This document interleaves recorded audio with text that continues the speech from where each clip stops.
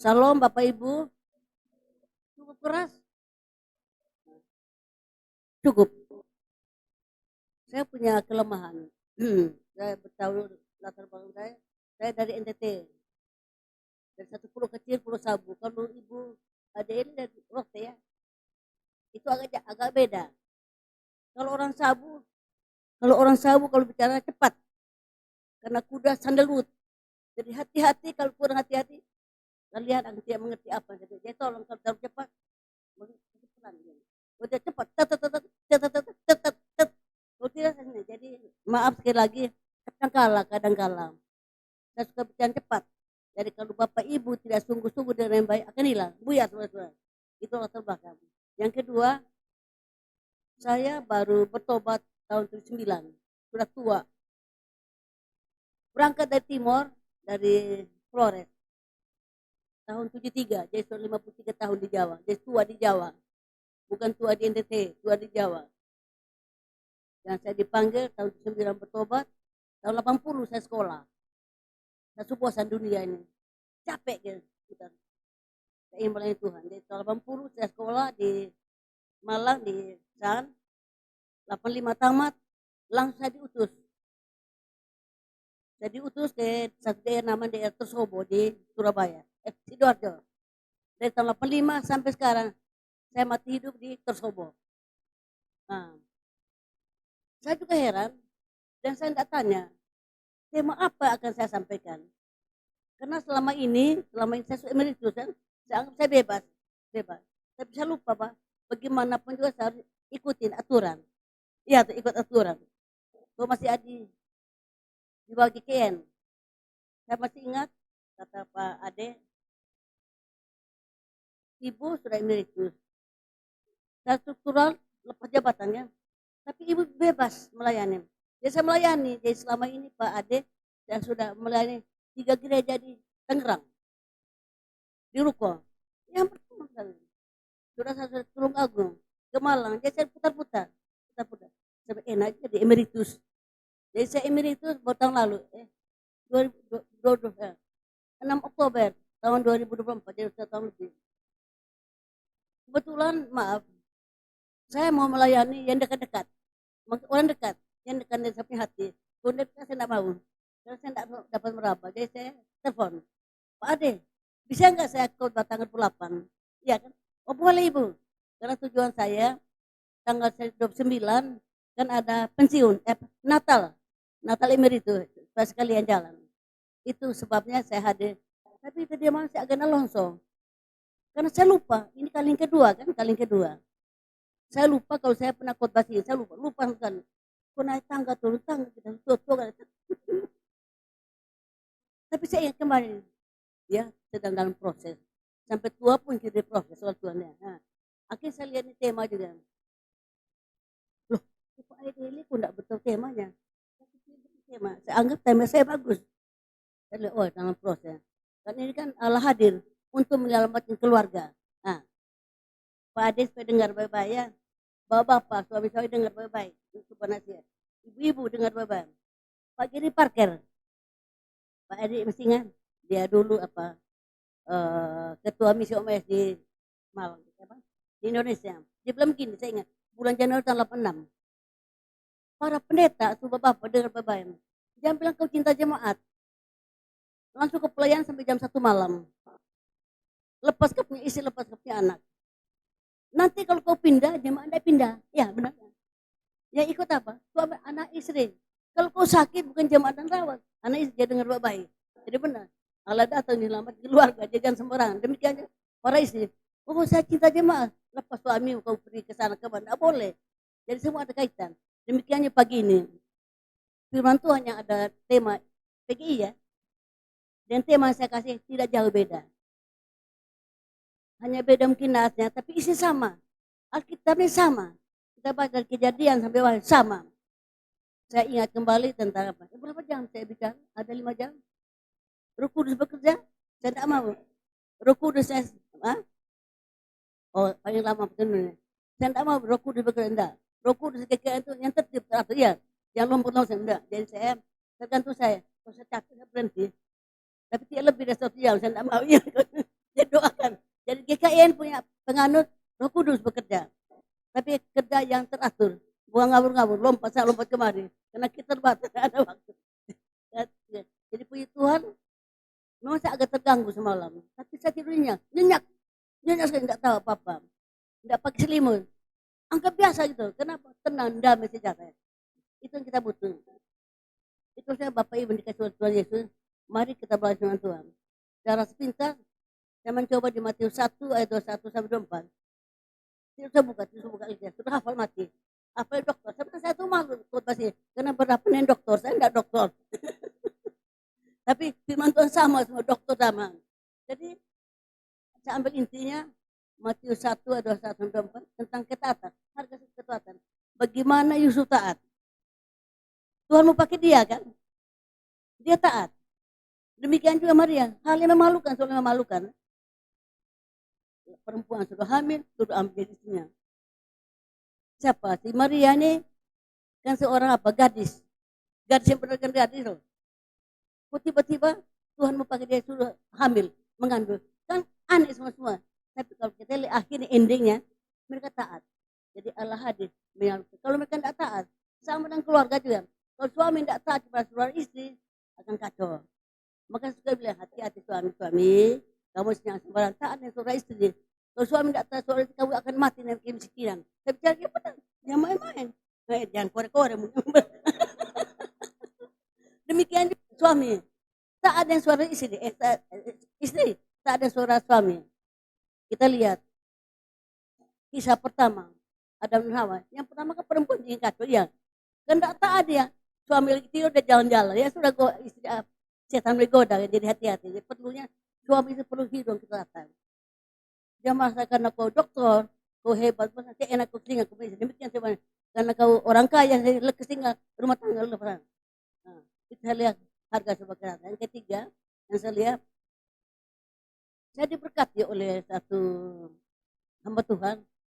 Dia STH, tapi dia tidak pelayan di gereja, pelayan pribadi. Kalau ibu adik ingat tadi mana tapi Jeremy, itu bagus, sangat bagus. Orang sabun. Pelayan dia bagus. Bagaimana dia kena penyakit, hampir mati. Dia tinggal dampir di akhirnya. Walaupun dia bukan dokter, tapi pelayan dia sangat bagus.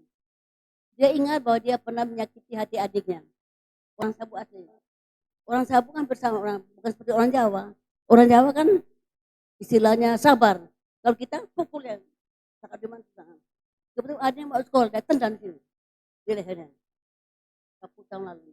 Terus dia punya kepenakan. Karena nakal di sekolah, dia pukul. Tapi satu ketika, dia sadar. Dia ingin menyelesaikan masalah ini. Dia bilang, dia punya doa begini. Tuhan, Bapak Surgawi, kalau saya mati, saya tidak takut. Dan saya sudah menyelesaikan masalah. Nah ini maksud saya gini Bapak Ibu. Kadang-kadang kita masalah cukup selesai. Tapi tidak pernah didoakan bersama-sama. Minta maaf. Saya diberkati. Jadi itu pentingnya sebuah apa? Visi dari Tuhan yang kita laksanakan. Allah datang ke dunia untuk melamar kita. Ketaatan saya penting. Yang saya ambil hikmahnya gini. Bagaimana dia memukul adiknya puluhan tahun lalu. Dia minta maaf, dia peluk adiknya. Saya nangis. Karena saya tidak pernah lakukan. Bagaimana dia pukul keponakannya. Dia bilang, dia takut mati. Aku boleh selesai. Jadi bayang dari Nabi datang jauh-jauh. Datang cari adik di Kerian. Datang cari keponakan. Jadi orang datang. Dia perlu dia minta maaf. Jadi pentingnya. Kita harus dapat tangan minta maaf. Kita yang penting kita bicara damai. Demikian. Saya juga yang saya lakukan. Dulu. Saya ini kan hidup sendiri Bapak Ibu. Kami kan hidup sendiri. Jadi saya piara keponakan keluarga. Ya namanya keponakannya. Lari. Ibu Marlina kan tahu. Nakalnya. Apa yang kita tidak kuat. Kan? Pendeta aku tukang mana. Kamu pikir pendeta itu hanya tidak apa-apa. Ya pukul dari mana. Tapi satu ketika. 2 orang keponakan. Saya pangku mereka. Saya minta maaf. Saya suka masalah. Penting minta maaf. Penting untuk mata kepada suami. Kepada anak kita. Jangan anak kecil tahu. Jangan minta maaf. Karena kita itu yang kita lakukan manusia. Hari ini tidak akan dengar bersama-sama. Allah hadir menyelamatkan keluarga. Yang bagaimana penyelamatan dia? Tidak sembarang. Mari kita buka bersama-sama. Jadi Matius 1 ayat 21 sampai 24 sudah cukup. Saya akan jelaskan yang saya punya khotbahnya. Dari Lukas. Lukas 2.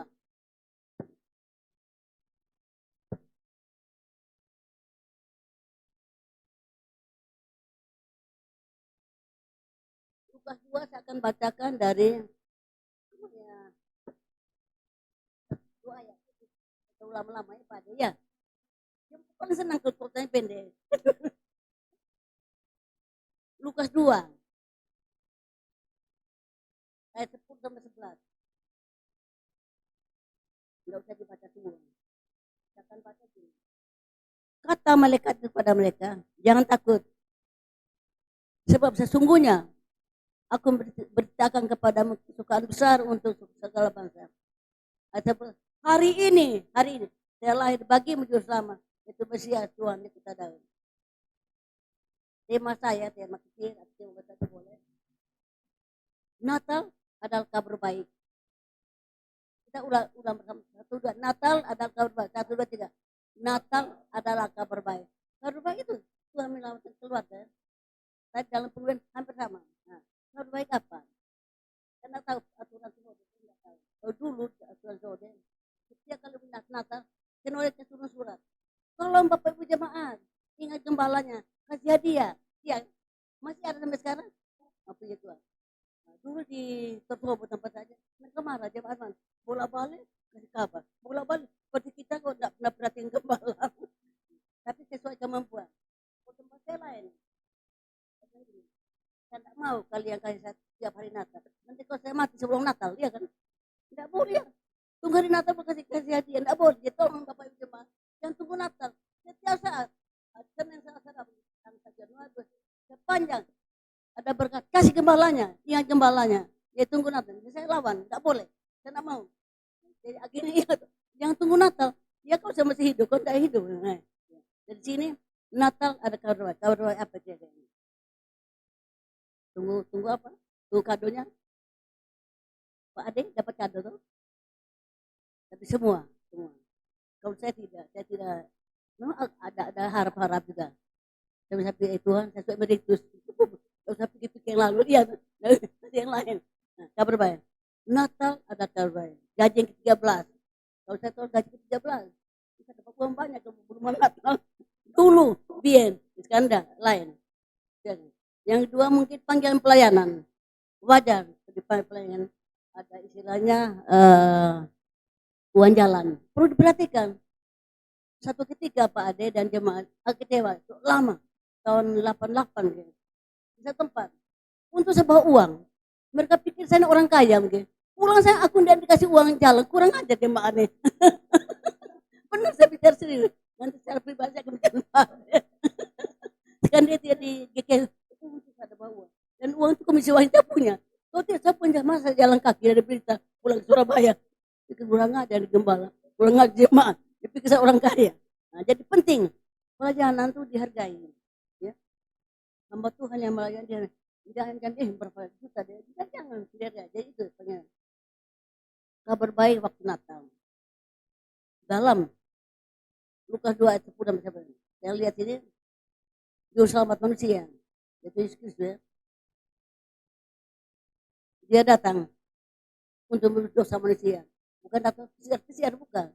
Kita waktu Natal jalan-jalan. Tapi tidak demikian. Dia datang. Dan kabar ini diberitakan terus menerus. Ya. Kita patut bersyukur ya, kalau saya baca-baca bahwa di Arab sekarang Natal itu bebas. Di Dubai. Walaupun di Indonesia kadang-kadang masih kacau ya kan. Di luar itu bebas. Berita Natal tentang Yesus terus diberitakan. Dia datang menyelamatkan manusia. Yang saya senang khotbahnya, pidatonya Gubernur Jawa Barat, Deddy Mulyadi. Sangat bagus khotbah, sangat bagus. Hampir semua inti semua. Bagaimana dia tuh menyelamatkan, bagaimana dia tuh sabar, bagaimana kita kembali. Yang kedua, yang pertama, Juru Selamat manusia datang ke dunia untuk menyelamatkan manusia. Yang kedua, nah ini yang perlu kita perhatikan Bapak. Ribuan tahun, ratusan tahun, Allah bicara tentang kedatangan Mesias. Berabad-abad. Yesaya 700 tahun kan. Nabi Mika 500 tahun. Janji digenapi. Jadi dia tepat. Tidak seperti manusia. Janji, banyak janji. Apa jemaat kalau dalam keadaan miskin, panggil Pak Pendeta, doakan saya. Nanti kalau saya berasa buat ini. Setelah berhasil hilang, kemana? Hilang semua. Lupa janjinya. Tapi Allah tidak demikian. Allah percaya yang datang yang Mesias berabad-abad, benar-benar digenapi. Allah tidak pernah ingkar janji, jadi percaya janji. Saya 40 tahun melayani. Jadi saya tahu watak jemaat. Tapi tidak di sini, maksudnya di sana. Ini Bapak ya. Nah, kalau bicara digenapi. Apa janji kalau dapat ade? Digenapi kepada Tuhan. Kita lihat nih. Allah yang berbicara tentang kedatangan Mesias berabad-abad digenapi. Walaupun lama. 7 tahun tentang Sabi Yesaya itu. 5 tahun tentang Nabi Mika. Akan lahir di Betlehem. Luar biasa. Yang ketiga, ini yang saya hayati renang lewat berita Natal. Saya lihat ini Allah menunjukkan kasihnya. Allah menunjukkan kasihnya. Bagaimana dia melawat orang-orang terpinggirkan. Marginalisasi. Orang tidak apa. Kita kadang-kadang mana yang kaya kita datang. Ya. Dan atau Pak Ade. Dan atau orang lain. Tapi kita lihat hidup dia Allah. Memperhatikan. Tentang apa? Dia datang kepada orang itu gembala-gembala kan. Orang dianggap remeh. Zaman dulu kan gembal-gembal dianggap orang tidak penting kan. Tapi kenapa Allah datang menyapa memberitahukan hari ini kabar baik. Dia datang pada ayat yang kedua, ini tanda hari ini telah lahir bagi menjadi selalu ke dalam. Kamu akan menjumpa dan sebagainya. Kabar baik untuk orang-orang terpinggirkan. Luar biasa. Ini yang pertama juga. Gembal-gembal yang begitu rendah pekerjaannya, terhina, dikunjungi oleh Allah. Dia datang menyapa. Dikuatkan, saya dikuatkan. Yang keempat hampir sama ini agak berbeda. Maria juga orang desa, ya, orang desa. Orang tidak berarti, mungkin orang terhina, tapi dia dipakai oleh Allah luar biasa. Ya. Dia dipakai untuk orang terpinggiran. Maka kita tidak boleh menganggap enteng orang lain, ya. Coba bayangkan tiba-tiba Pak jemaat miskin ini dikunjungi oleh presiden dan apa tidak senang berita presiden suatu tak ada Prabowo. Maria merasakan kebaikan Tuhan melawannya. Dia seorang desa yang menderita, tapi Tuhan boleh meninggikan dia. Menikah Maria, coba lahir sanjur sama. Itu yang keempat. Yang kelima saja. Allah yang maha besar dan mulia. Nah, tadi ada lagu. Mau merendahkan diri kepada manusia. Itu besar mulia. Allah luar biasa. Mau turun ke bumi, jadi manusia dan sebagainya. Luar biasa. Bagaimana yang kita? Pendeta besar, sudah doktor, pengusaha besar, sudah kaya raya, mau merendahkan diri.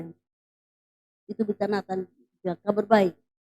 Dari Lukas 2, ayat 10 sampai 11. Yang pertama tadi janji. Tuhan punya janji, tidak sembarangan janji. Dia genapi. Rajin baca Alkitab. Yang kedua, kedatangan Mesias berabad-abad lamanya, benar-benar digenapi. Yang pertama tadi berita tentang Natal, seluruh dunia sekarang dirayakan. Lewat berita Natal kita melihat kita orang yang tidak berarti bisa tinggal oleh Tuhan. Saya diberkati oleh Bapak Ibu, Pak Pendeta Ade dari kejadian 27 ayat 40 tentang kisah Ishak dan Esau dan Yakub. Saya selalu berdoa gini, Tuhan dengan sepenuhnya doa, itu doa saya. Jangan sampai saya buta. Kalau saya buta saya bisa ditipu kan. Tolong saya supaya tidak pikir, supaya tidak lupa. Tolong saya supaya tidak bisu. Tolong saya supaya tidak tuli. Tolong saya supaya saya tidak lumpuh. Kalau lumpuh ke saya. Ternyata rupanya siapa ini si Ishak, dia kan buta, jadi kabur. Akhirnya Esau datang, minta berkat kembali. Dia tidak tahu kalau Yakub sudah curi berkat. Akhirnya kan, sampai rumah ya baca kembali, itu sangat memberkati saya. Yakub bilang ini, Esau, Pak berkati aku, ini aku sudah loh. Berkatmu sama Yakub. Kan dia menangis. Bapak, Apa tidak ada berkat lain lagi? Masa hanya berkat itu saja? Dia minta berkat. Apa yang terjadi? Kata Isa. Nanti akan terjadi kelak. Kalau engkau berusaha sungguh-sungguh, maka aku di tenggung akan terbuang. Maksudnya bagaimana yang seolah-olah berkat hilang kan? Tapi kalau dia bekerja keras di dalam Tuhan, kita akan diberi kembali. Tidak jarang kan? Baru-baru saya baca di YouTube, biasa. Anak seorang tukang beca. Dia kuliah, waktu 10 bulan dia dapat S2 di ITB.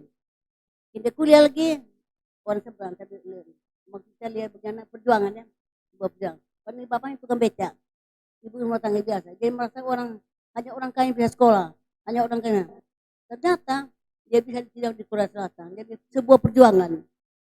Dia jangan merasa saya orang miskin, bapak saya pendeta, saya pasti tidak punya uang, tidak punya sekolah. Jangan, berjuang, bekerja keras, akan terjadi kelak.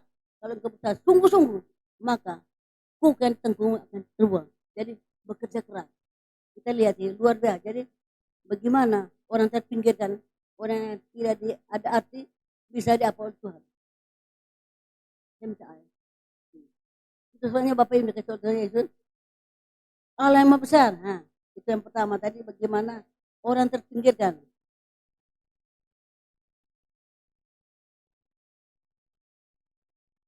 Orang tidak berarti seolah-olah Tuhan itu jauh, tidak. Tuhan tidak pernah jauh dari manusia. Tuhan tuh mengasihi manusia. Allah itu kasih dia adil. Kalau kita salah dia pukul. Saya bilang kepada jemaat, saat sekarang Allah sedang panen dosa. Dosa manusia kan. Sekarang di mana-mana banjir. Apa di mana? Kamu keluar lagi, di sana juga banjir. Kemana? Semua juga banjir. Saya ingat satu waktu, saya sebenarnya belanjaan pelayan di Jawa. Di Jawa itu banjir, lebih di Sumatera. Sekarang apa Sumatera? Mau tenggelam juga. Jadi di mana-mana. Karena perbuatan manusia. Jadi Allah sedang panen dosa. Maka itu Bapak Ibu, hati-hati lain dosa. Jangan seenaknya. Karena kau orang kaya, karena punya gedung tinggi dan sebagainya. Seenaknya. Sekarang Allah sedang panen dosa. Bapak Ibu dikasih Tuhan Yesus. Allah maha besar, maha mulia. Dia merendahkan diri jadi manusia. Yohanes 1:14. Allah itu firman. Maha mulia dia. Datang di surga turun. Dan lebih hebat. Dia jadi manusia. Jadi manusia aja. Lahir di kandang. Siapa yang lahir di kandang? Kan tidak ada. Tidak punya tempat tinggal. Tapi dia itu saya lihat membaur. Perlu kita membaur sesama. Seperti Yesus. Dia membaur. Allah maha besar, maha mulia. Mau merendahkan diri jadi manusia. Itu sukacita. Jadi jangan kita sombong karena kita punya kedudukan. Iya kan? Kita belajar dari Yesus. Jadi pesan apa buat kita pagi ini? Ya ada 3 pesan buat saya. Buat kita sekalian. Pertama, jangan takut yang kesulitan dunia. Jangan takut yang kesulitan dunia ini. Karena Allah yang maha besar akan turun tangan. Akan datang menyapa kita. Saya ingat di Yesaya 46 ayat 4. Pak Ade masih ingat? Yesaya 46 ayat 4. Masih ingat? Waktu itu saya. Dikatakan, sampai masa tua pun dia menggendongmu. Itu saya pegang sekarang. Tidak pernah saya bermimpi, tidak pernah terpikir bahwa satu ketika selesai itu, karena kita di KKN kan tidak punya pensiun ya, tidak punya apa-apa. Jadi datang tentang kosong pun tentang kosong. Ya, nah itu beda gitu lah. Tapi saya pegang janji. Dengan Bapak, Tuhan, ribuan kali saya mengajak jemaat, yang kuat ya, dengan ekor. Sekarang saya nikmati, yang kuat ya. Dan itu sudah jadi. Jadi pesan yang takut, yang kesulitan dunia. Jadi kesulitan dunia. Dan dunia sedang sulit, ya sedang sulit. Barang-barang makin melonjak. Semua makin susah. Jangan takut. Karena sampai masa tua pun Tuhan masih bergendong. Dan saya pribadi saya rasakan. Saya datang dari timur, tidak punya apa-apa. Dia pulang, tapi Tuhan tidak lupakan saya. Saya bisa sewa rumah lebih besar daripada gereja, dan bisa menambah keluarga. Sampai keluarga datang, namanya kita orang timur, datang 10 orang. Oh senang mama punya rumah. Ini bukan rumah saya, rumahku tidak apa-apa, tapi kami bebas. Senang ya. Padahal waktu masih aktif, tidak punya rumah besar, rumah gereja. Saya lihat masa tua pun, saya ke Jakarta sendiri, Tuhan yang jaga, tidak takut ya. Orang Tuhan punya mobil, semua. Saya lihat sampai masa tua pun, dari kita punya Tuhan itu, umur 93, siapa? Bayangkan, masih kuat, masih gagah, bagus, masih cantik. Lalu banding mantunya Tuhan tidak cantik, ini masih cantik. Dan saya juga kalau boleh bilang, saya masih berjuang. Tidak percaya kalau saya umur 70 tahun lebih. Pikir saya umur 60, karena masih cantik katanya, cantik muda. Luar biasa. Jadi Tuhan dibacakan. Jangan takut. Ingat firman Tuhan. Yang kamu khawatir akan dari esok. Ayo sama-sama katakan di dalam Matius 6 ayat 33. Satu udah bisa. 1, 2, 3. Matius 6 ayat 33. Disebut. 1, 2, 3. Kata Tuhan ini siapa? Matius 6 ayat 33. Gimana katanya? 1, 2, 3. Enggak mau saya coba. Coba diucapkan bersama-sama. Nah, masa Pak Pendeta tiap hari baca Alkitab, berarti jemaatnya baca Alkitab, 1, 2, 3. Saya dahulu kerjaan Allah dan kebenarannya. Yang lainnya akan tambahkan.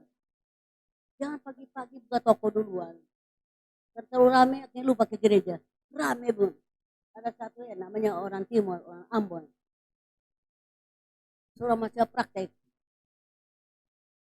Dia berani, kau saya tidak berani. Kita kan orang Jawa kan sabar. Ini ibu kan punya toko, punya warung. Satu ketika dia tidak pernah gereja. Dia sakit berat. Dia bilang gini, sama ini masyarakat. Bu, doakan saya, kau bisa sembuh sama gereja. Tuh doakan dia supaya sembuh. Langsung dia bilang, ibu bertobat. Waktu kau sehat, kau tidak gereja. Setelah kau sakit, jadi bertobat. Banyak orang gitu. Bisa ada yang lebih kuat, lupa Tuhan. Saya berharap Bapak Ibu ada di sini, saya dulu kerjaan Allah, makanya akan tambah kepadanya. Yang pagi-pagi aku udah hari ini, lagi rame-ramenya, rame-rame, besok nanti banjir tsunami datang, banjir banjir bandangnya, semua disapu habis, hilang. Saya apa hati-hati, jangan sampai lupa Tuhan. Di saat kau masih kosong, minta doakan. Siang malam ke rumah pendeta, nanti sudah berhasil, hilang sama Tuhan. Nah, saya belajar bahwa Allah mengatakan jangan takut dengan kesulitan dunia ini. Ingat Tuhan. Yang pertama. Yang kedua, kita belajar. Jangan belajar, jangan apa begini pesannya. Karena masa ke orang miskin, orang tidak punya apa lalu minder ya, tidak mau pelayan, tidak mau, turun tidak mau, aku tidak sekolah, orang tua aku miskin saja. Supaya Bapak Ibu tahu, saya dari keluarga tidak punya ya. Saya lahir dari keluarga berantakan. Bapak saya selingkuh, saya suka. Jadi hidup susah. Tapi untungnya waktu itu terpaksa. Kadang-kadang Bapak Ibu Tuhan bisa pakai hal yang sulit. Seperti Maria dan Yusuf. Dan hal yang susah, sulit. Tapi Tuhan mau pakai. Sejauh mana kita mutaan. Sama dengan saya juga. Saya sering dibully. Nama anak di luar, bukan di luar nikah. Anak yang tidak punya orang tua. Cerai kan. Tapi saya tahu ada rencana Tuhan yang indah. Saya lari ke Jawa. Lari. Di Jawa lah saya mulai belajar. Jadi hidupnya enak bukan. Hidup susah. Dan kesusahan itulah Tuhan nyatakan kebaikannya. Akhirnya saya bertobat, saya capek. Capek ke dunia, capek. Udah bosan, bicara apa. Sampai satu ketika yang membuat orang itu kaget, orang miskin, orang punya apa-apa, kok bisa ke Israel? Ada bisa, belum. Tapi jangan ke Israel, orang hebat, jangan, biasa aja. Waktu itu 15 tahun lalu, semua itu kaget. Karena orang miskin, enggak punya nama. Teman-teman di Surabaya kaget. Sore mau berangkat, pagi di Surabaya ada pertemuan gembal-gembal. Saya telepon sama Pak Agus Santoso. Mas Agus, aku udah ikut pertemuan gembal-gembal. Kenapa? Mau ke Israel. Hah? Kaget semua. Kok Israel? Dia pernah. Kamu ke Israel? Kau tidak pernah bilang-bilang. Untuk Pak mulut ember, ya. Nah, jangan suka mulut ember.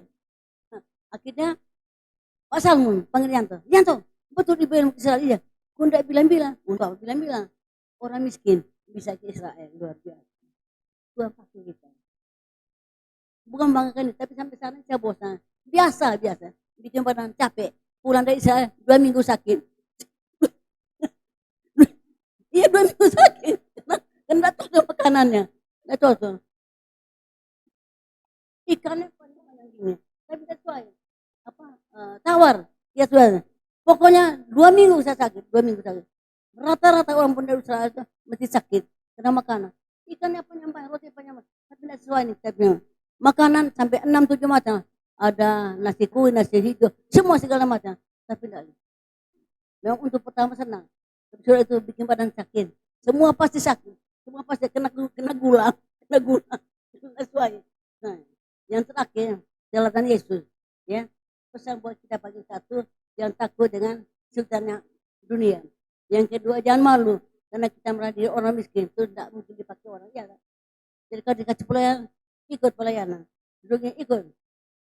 Kita belajar daripada Yakub, Esau. Kalau engkau, kata Isa, sungguh-sungguh bekerja keras, kita tahu akhirnya kan Esau kan kaya raya kan, karena bekerja keras. Nah, kalau kau malas, bagaimana kau bisa kaya? Kalau kau malas kerja. Yang terakhir, bagaimana caranya Yesus yang rendah hati mau membawa dengan sesama manusia. Kita kadang-kadang baru kaya sedikit, baru kaya monyet deh. Dia belum kaya gajah, baru kaya monyet sudah sombong luar biasa. Gajah kan besar, monyet kecil. Banyak orang baru kaya monyet sudah sombong luar biasa. Nah, Yesus demikian. Allah besar, maha mulia. Itu berita Natal yang saya sampaikan begini, berita Natal kabar baik buat Allah mengasihi kita. Di tengah-tengah kesulitan sekalipun Allah tidak tinggalkannya. Saya rasakan Bapak Ibu. Terlalu banyak yang ingin saya saksikan bisa sampai sore, tidak mau. Nanti Bapak Ibu saya bisa dimaki-maki nih. Terlalu banyak, benar Bapak Ibu. Sebenarnya Pak Ade, kalau saya mau batal, saya batal. Jadi masalah, kita lihat Bapak Ibu, kita sudah sungguh-sungguh dengan Tuhan. Tapi Tuhan izin terjadi masalah. Rumah bocor. Kemarin, air semua masuk di kamar mandi. Yang kecil saya pulang, dia mau harus dikerjakan. Malam-malam ini gimana ada orang, air kan naik.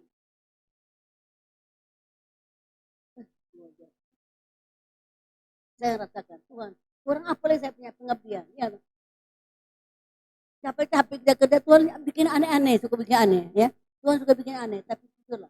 Bagaimana kehendak Tuhan tuh dia datang memberkati Elia, Yusuf, Maria. Dan kamu taat, kita pun demikian, harus taat. Jadi Allah yang maha mulia, Allah yang luar biasa, tidak akan tinggal kita. Saya diberkati dengan Mazmur 106. Siapa mungkin mau baca? Marcel. Coba baca Mazmur 106 ayat 1.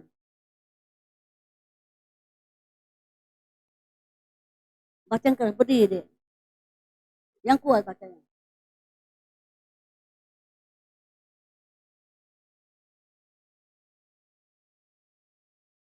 Ayat 1.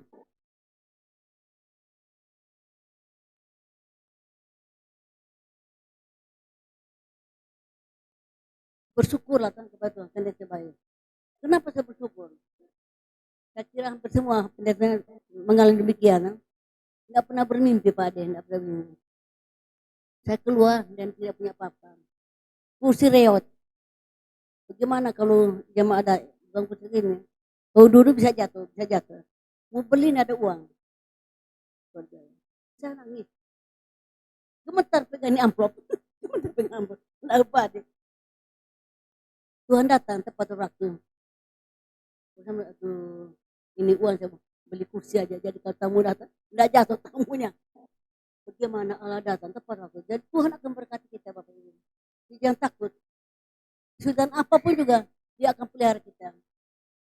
Dia akan datang. Dan saya rasakan. Di saat-saat sulit itu, pemeliharaan Tuhan luar biasa. Jadi Tuhan berjanji, yang kuat tidak akan dari esok. Tapi dari Tuhan dulu. Jangan buka toko dulu, jangan. Dari Tuhan dulu. Kalau perlu minggu tutup di gereja.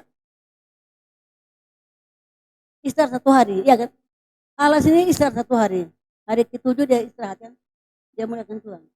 Apalagi kita, orang kita tidak sekarang. Banyak rusak orangnya, maka itu perlu Tuhan datang, selamatkan manusia. Karena telinga manusia ini kan sudah budek gitu ya. Pendeta ngomong-ngomong itu susah. Jadi, kasih banjir bandangnya. Kau punya kekayaan di bawah lari semua. Ya, habisnya. Karena kita sudah capek kan, benar Pak. Maka saya bilang sama Pak Sukiman, teman, dia kalau khotbah 1 jam. Percuma kau khotbah penyampaian. Mereka cukup 5 menit, mereka senang. Pasti akan datang. Karena mereka cepat-cepat. Nah itu saya bilang, hati-hati dengan kekayaan dunia. Karena kekayaan dunia akan menghancurkan kita sendiri. Karena saya rasakan. Karena saya juga pernah ditipu orang dengan kekayaan dunia. Saya tidak usah cerita yang lebih jauh. Saya berani ngomong karena fakta nyata buat saya. Tapi kalau Allah tidak pernah berbohong. Janji digenapi. Rencana Tuhan itu indah. Ya indah. Nggak pernah bermimpi bahwa satu ketika akan kejawab. Nggak pernah bermimpi anak orang miskin aja. Anak yang berantakan. Tiba-tiba pergi ke Israel. Tiba-tiba putar kemana. Sewa Gesau, ya. Sewa Gesau. Tempat waktu masih jadi pendeta. Nggak sewa, sekarang emeritus sewa Gesau. Tapi sekarang ada berita baru. Kalau alumni nggak perlu sewa lagi. Luar biasa kan? Jadi itu. Allah bertindak sesuai dengan apa? Keadilannya, kebaikannya. Jadi Bapak Ibu jangan takut datang gereja duluan. Ke gereja dulu baru buka toko. Pulang baru buka. Tapi kalau beristirahat, kau kerja keras, kau capek, sakit, habislah uangmu. Ya, habis. Tadi buka toko 1 hari mungkin hanya 100.000. Tapi kalau takut, setelah sakit, 10 juta. Nah, ini saya alami. Kau tahu tadi ke sana itu kan duluan. Hati-hati. Maka itu juga pesan yang pertama tadi, bagaimana keluarga pun diselamatkan. Pak ada jam merasa kena saking sayang jemaahnya sampai jam 1 malam berpulang. Ingat saya lagi tunggu, anak lagi nunggu. Jangan sayang jemaah, tidak boleh. Kata Pak Geri Pak Geri. Karena saya rasakan, saya karena yang suami-suami kau jangan sombong. Hargai istrimu.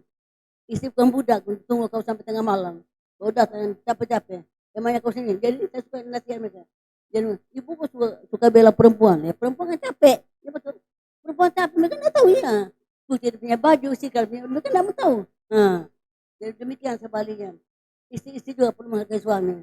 Dia bekerja keras, kau bisa cantik yang sini karena suami. Jadi pentingnya menghargai. Allah datang ke dunia untuk menyelamatkan keluarga. Jangan jadi seperti Adam dan Hawa. Adam lagi tidur, Hawa jalan-jalan. Mau jaga suami sedang tidur, ya. Kira-kira gitu. Jadi biarlah firman Tuhan pagi ini. Firman Tuhan pagi ini menolong kita. Untuk kita merasakan kebaikan dari Natal. Dan kita rasakan dan dia datang untuk menolong kita. Memberkati kita. Mana manusia lain mau menebus kita punya dosa. Tapi Yesus, Allah Maha Mulia, Allah luar biasa, merendahkan dirinya. Kita kadang-kadang gengsi. Itu salah satu gini. Untuk di NTT, di orang Sabu. Kalau mereka berkelahi, damainya hari Natal. Tanggal 25, mau peluk dan lain. Saya tidak terima. Ya kalau tunggu bisa terima hari Natal, kamu tidak sudah mati, pergi dengan bawa sukacita. Ya. Nah, jadi gitu ya buat kita Bapak Ibu. Jangan tunggu waktu Natal baru berdamai. Jangan tunggu waktu Natal baru kasih hadiah pendeta. Tiap hari kasih supaya dia senang. Jadi kalau dia, ya senang kalau tiap hari. Senang, kalau saya senang. Itu saya pesan jemaah di Tetua Bono. Jangan tunggu waktu Natal. Tiap hari kalau ada berkat, kalau ada jangan tunggu Natal. Ya kalau saya tunggu Natal baru belum mati. Kalau sudah mati duluan, bagaimana itu hadiah? Kan tak mungkin mutar dalam pikir. Mau bicara aneh-aneh. Karena ada yang aneh gini. Untuk orang Sabu loh. Kalau mati sepatu taruh pikir. Mana orang pakai sepatu ke surga? Ya kan tak mungkin. Taruh intel. Seperti orang Cina taruh emas ya. Emas. Jangan. Jadi selagi kita masih hidup, kita berbuat baik. Seperti Yesus. Selama dia hidup, dia melayani. Melayani. Sampai dia mati. Belajar teladan Yesus yang luar biasa. Allah Maha Mulia. Dia jadi firman hidup. Turun ke bumi. Membaur dia menjadi manusia. Membaur. Kita perlu membaur. Jadi sini tidak ada orang Cina, tidak ada orang semua. Duduk sama-sama. Jangan ini kursiku orang Ambon. Ini kursi orang Jawa, kursi orang tidak. Campur baur sama-sama. Jabatan sang kemarin. Jadi biarlah tema singkat. Atau saya tidak tahu. Sampai 45 menit, 50 menit saya tidak tahu. Tapi saya capek. Karena saya capek juga. saya capek, saya perlu istirahat. Karena kemarin 1 hari tidak istirahat. Tapi saya kira cukup. Terpanjang-panjang nanti tidak dengar semua. Kalau saya dulu di Torsobo, ada istilah kita saya tuh. Saya tanya gini, sebelum di tempat rumah tangga. Kemarin korban dari mana? Lali bu, lali coba bayangkan. Coba, lali, lali. Nah, lali ya lah, jangan tahu ini saya. Lali. Nah, saya bilang, sebelah siapa? Tidak tahu, itu yang dari sepanjang. Nama orangnya, kan tidak pernah jawab tangan, tidak pernah tanya. Yang kudu diam, itu Allah kudu diam. Tanya Bapak dari mana sebelum dia mulai. Kalau dia mulai, dia diam. Tapi sebelum mulai tanya, Bapak dari mana? Ibu dari mana? Ini kan hanya diam. Tanya siapa? Sama yang dari sepanjangmu, yang dari dia. Nama orangnya, nah, saya tanya gitu. Lali bu, lali. Jadi saya sebabnya pagi ini biarlah renungan yang saya sampaikan. Panjang atau pendek saya tidak tahu, terserah Bapak yang sampaikan. Jadi yang jadi berkat ya, punya kerendahan hati Kristus. Kita contoh dari dia. Sampai dia mau mengampuni coba. Dia tekau salib, ya kan? Ya Bapak ampuni kesalahan. Kita tidak, malah sumpah-sumpah orang. Kalau ada orang biar mampus. Orang jahat, orang sombong. Ya demikian. Kita suka menghakimi orang lain. Mari kita berdoa.